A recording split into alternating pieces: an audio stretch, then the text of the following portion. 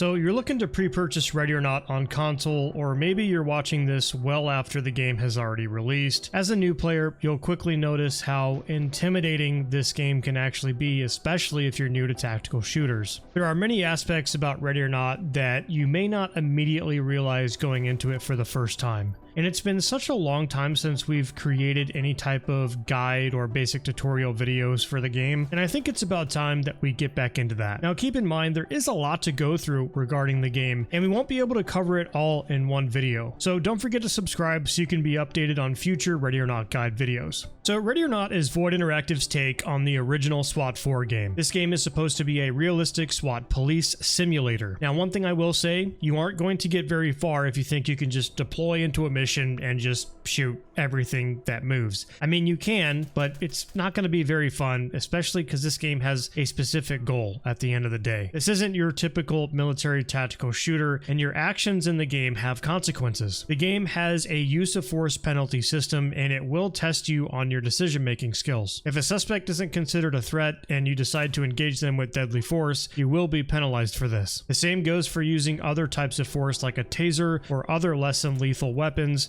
if the suspect is already complying. Obviously, each situation will be different, and for the most part, the game does a pretty decent job at tracking what's considered a good use of force. Let's take a quick look at the use of force triangle. This use of force triangle helps explain when and why an officer may justifiably use force. It has three key elements to consider. First off, we have to consider the subject's behavior. What is the person doing? Are they compliant, resisting, or being combative? Next, we have the officer's perception, what the officer sees, hears, and what believes is happening. Lastly, we have the tactical situation at hand. We consider the environment, the threats, and other factors like if weapons are involved, the number of people, the location, etc. When these three factors come together, they help the officer decide the appropriate level of force to use. As a player in the game, you fill this role and have to make decisions rather quickly. Although it's simplified in-game, you still have to react based off of what the subject or suspects are doing. For obvious reasons, you can't just merely shoot a suspect because they are armed. You have to wait until they become an actual threat,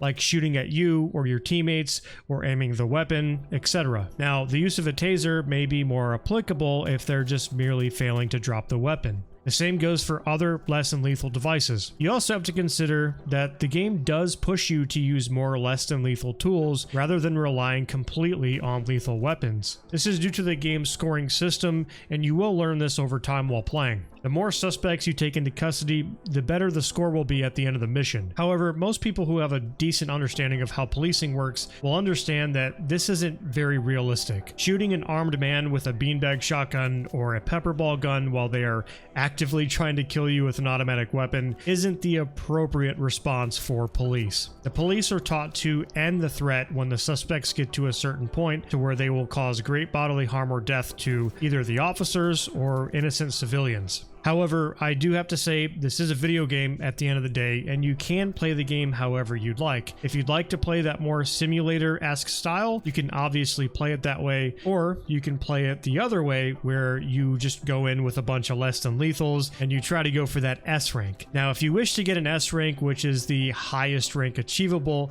there are other ways to do this, but primarily you'll be using less than lethal tools and less than lethal tools only. Now that we've talked a little bit about the scoring system, we're going to go ahead and move on to the types of game modes that are available. There are three different types of game modes within Ready or Not. You have Commander mode, which is the game's career mode, Quick Play, and the multiplayer mode. Now, I'm not going to go into depth as to how Commander mode works. I do have an older video that provides a lot of information that could be useful, and I'll have a link for that down below in the description. TLDR, Commander mode essentially allows you to create a roster of a SWAT team, and you have different perks and other types of assets that will allow you to complete missions a little bit faster or more efficiently. And if these officers die, they die forever. And you also have a system that tracks your team's mental status. And I guess in the easiest way to explain it is if you utilize lethal more than less lethals, your team's mental status will deplete quite quickly, and they may even quit your team and just completely quit the police force altogether. I have my own opinion when it comes to how they created commander mode. However, this is the only way you can unlock the missions. Unfortunately, unless they change something, you cannot play through the quick play game mode through all the missions without playing the commander mode missions first. So you do have to unlock the missions one by one in commander mode, otherwise you won't be able to play them in quick play. Hopefully I explained that correctly. Now, the multiplayer game mode is essentially just co-op. They do not have a PvP for the game yet. They plan to do so in the future. Now, if you wanted to, you could play multiplayer solo and have all the missions unlocked.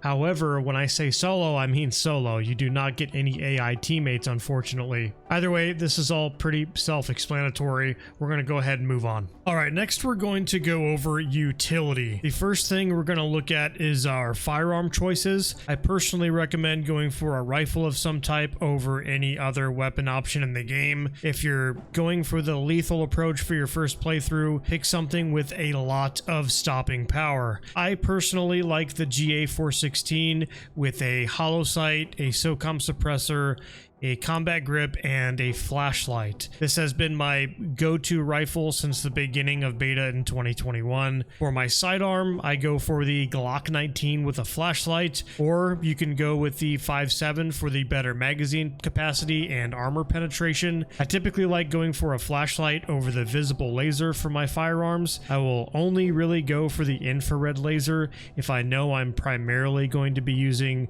night vision for most of the mission. Otherwise, I will go for a flashlight regardless of whether or not I may choose to flip down the night vision from time to time. It's just a personal preference for me, and obviously a lot of this is going to be personal preference for you as well. I will say stay away from the SMGs. They do have a higher rate of fire as well as a less recoil than a lot of the rifles, but again, I do find that they do not have the stopping power that's required for a lot of the suspects that you're going to encounter in the game. There are going to be a lot of suspects you're going to have to fight, and for most of the game, a lot of them are armored. Alright, next we're going to look at armor choices. The game offers a few different armor choices here. TLDR, the light armor is my absolute go-to compared to the others. A stab vest isn't going to protect you from projectiles, and heavy armor only gives you 11 equipment slots to work with, which I don't think is very manageable. I'd also recommend going for both front and back plates, and the best plate material is going to be ceramic.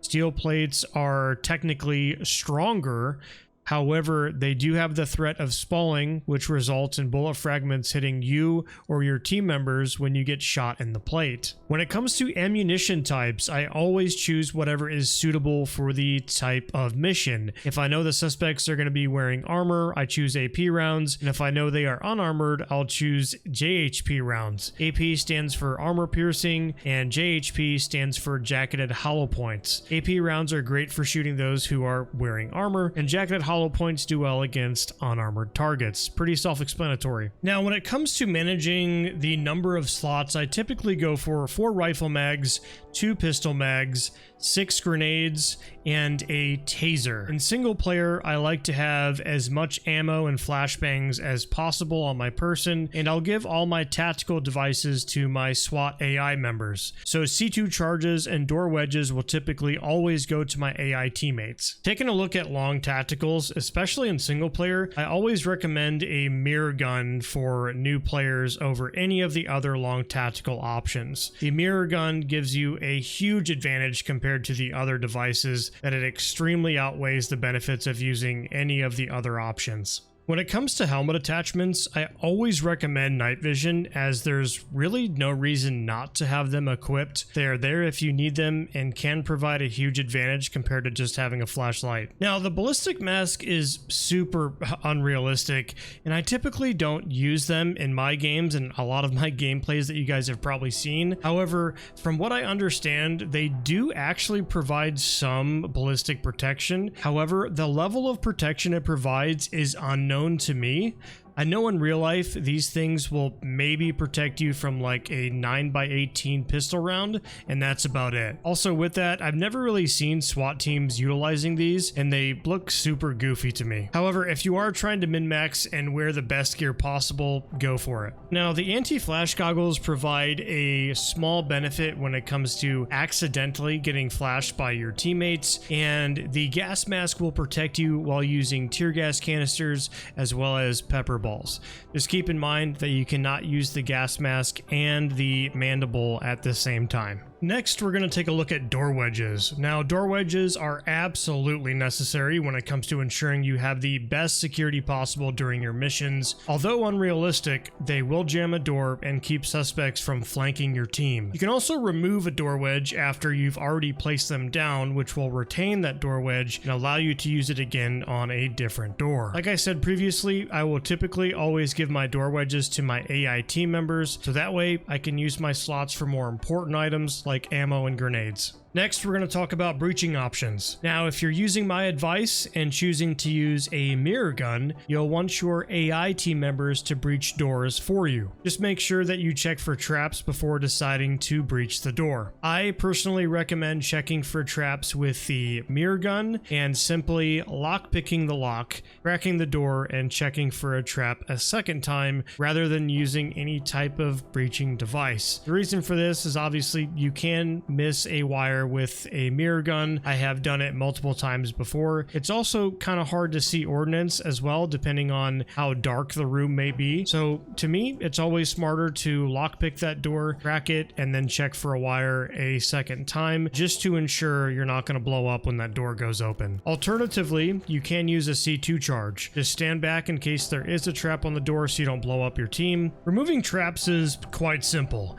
Check the door with a mirror gun and check for any wires or ordnance on the door. You'll then want to crack the door and simply remove the wire. Like I said previously, there is a chance that a suspect can see you through the crack in the door and start to shoot you, and worst case scenario, you may even blow up from this. And if you want to be as safe as possible, you can always just put a C2 charge on the door, which will automatically blow the trap up once you set it off. Moving on, unlike other shooters, Ready or Not doesn't have a sprinting feature. You'll notice that getting from one area of the mission to another, especially after you've already pretty much completed everything, maybe you missed a few guns or a soft objective across the map, it can be a little tedious or tasking due to your limited movement speed. Obviously, the developers did this on purpose to keep the game's pace, considering this is a tactical shooter. However, you can move just a little bit faster by going into low ready or high ready. I'd recommend checking your controls to see which button this is by default. I believe on consoles it will be down on the D-pad, but I could be wrong about this. Next, we're going to take a quick look at the use of chem lights. Now, if you're not already familiar, these lights are sometimes used by special forces teams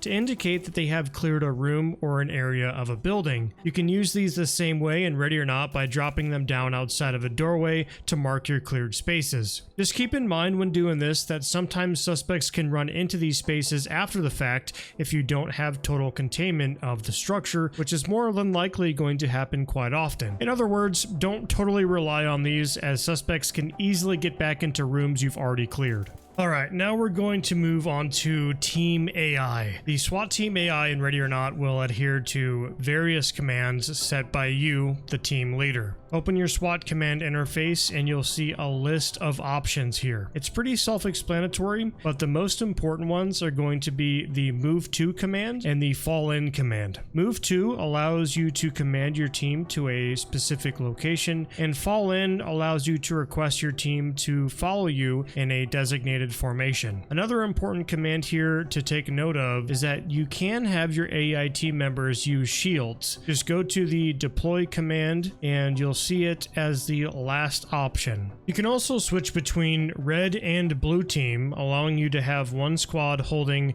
a specific area, for example, while the other team pushes up with you or clears a room. You can also use this feature to double breach on a room as well, which we will show off here in a moment. I always recommend ordering your team to stack up before issuing any additional commands. From there, you should mirror the room yourself to check for threats as well as a door trap. Then, depending on whether or not there's a bad guy in the room, you can choose to breach and clear. If there's a bad guy, you can choose to breach and clear with grenades, which is what I recommend. If you want a shield to go first, you can actually move the team members around in the stack to have them push in first.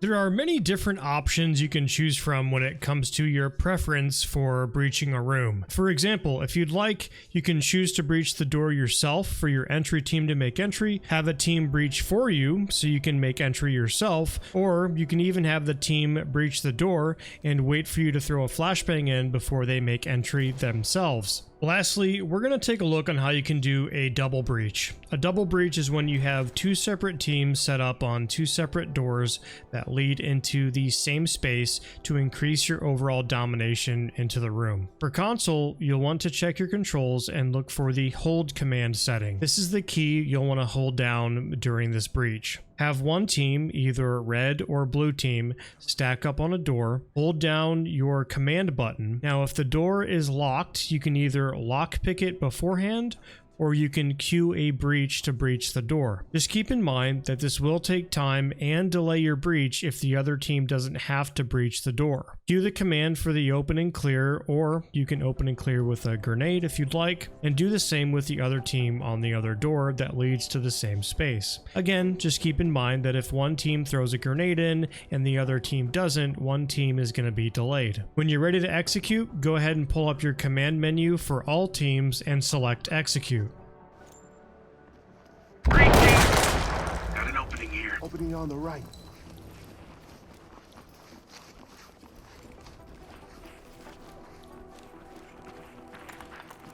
Nothing.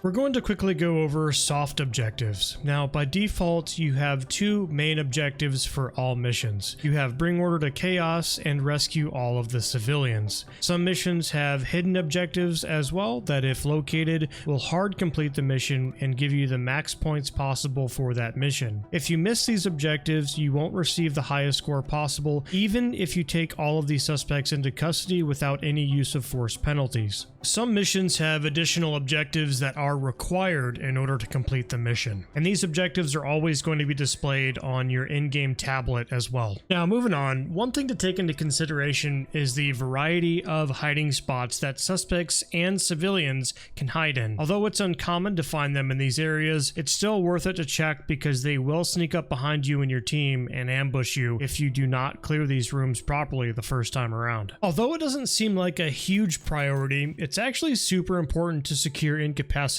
suspects. Police in real life are trained to cuff down suspects that are shot by police. You should never assume a suspect is dead. They could get back up and flank your team when you're not paying attention. With that, you also need to make sure you secure all weapons that are dropped by suspects and your SWAT team members. The suspects can take these weapons off the ground and engage your team with them. Now, one last thing I'd like to go over is your choice for less lethal weapons if you decide to go that route during your gameplay. There are two primary less than lethal weapons in the game: the VPL-25 and the beanbag shotgun. There's also the TPL, however, it is not worth considering compared to the others.